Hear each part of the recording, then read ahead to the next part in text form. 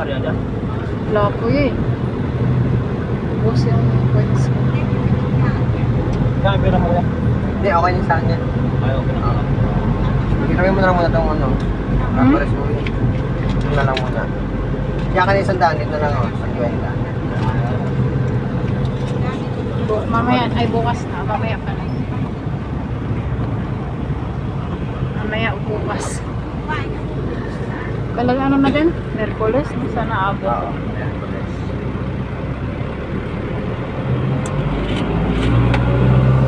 Harap ng biyahe pag linggo. Hindi talaga traffic.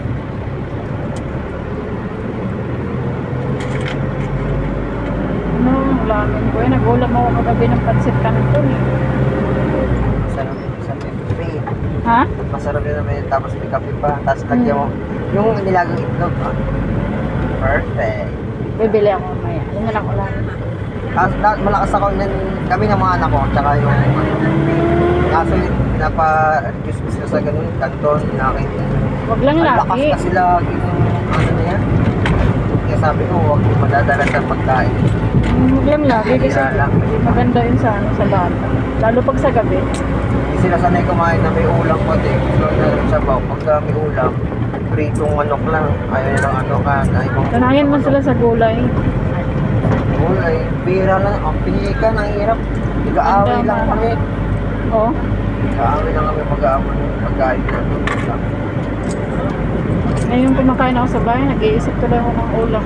Ito yung pag-uwi kong ulam. Tsaka hindi, ang hirap din mag-budget. Ano?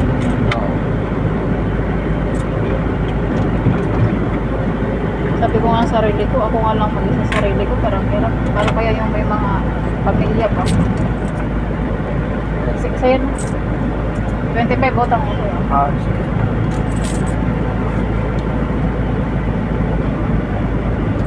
Ayan na lang. Hindi pa ako nakapunta dyan yung bagong ano ng Sir Kel. Maganda dyan. Maganda dyan pag ano, Kaya nga sa 5:30. Sa 26, mag-ideya pa ako noon. Yung paano ng hapon. Diyan kami pupunta. Maganda dyan. Yung ba yung sinasabi niyang bago? Dito yung may isang naman. Pagod siya sa wildlife. Kaso nga lang, pag pumunta ka dyan, bawal yung bitbit mo yung bottle. Kailangan nakalagay sa tumbler. Tumbler na. Oo, yung tubig. Ayaw ng guard ng ano, bottle. Kesa nito parang may tiyanggian. Meron tiyanggian sa loob. Yung pinakita ni Belmonte sa gabi. Diyan, meron tiyanggian. dyan, daan ka dyan. Tapos dito yan sa loob. Hindi dito. Parang dito yata yun. Hindi. Dito siya sa may hallway ng ano. Circle. Ay, di dito. Ito yan. Bazaar. Open siya ng gabi. Maganda yung ano dito, overpass dyan. Sabado hanggang linggo siya open eh. Buhay na buhay yung pagka-design nila ng art. Dyan ba, sa art. Buhay na buhay. Daan ka dyan pag ano. Maganda, punta ka dyan mga 5:30. Ganda ng gano'n. Sana ko, linggo lagi. Walang ka-traffic.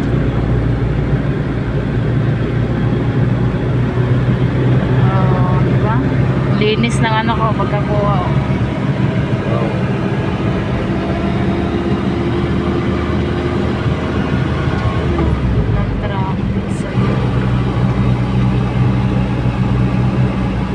Sana ganito lagi linggo, no? Kaya Pero mas sabagay hindi naman pera dito magta-traffic pag ano. Oo. May aberyan. Kasi ito yung kalsada ng Pakalawak. Lapad. Mati.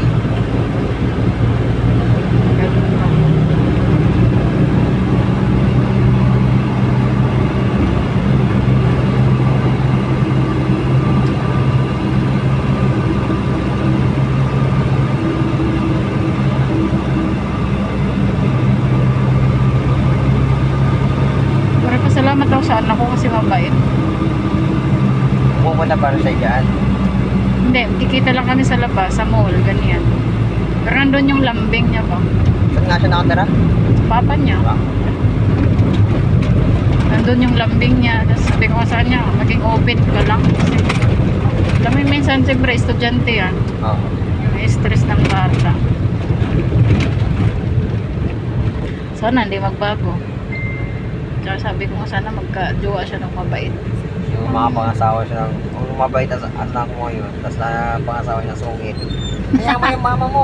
Sige, pipili mo. Ay, ka ngayon. Oh, may mga ganyan pa na. Ganyan senaryo, no? Parang tayo lang ba?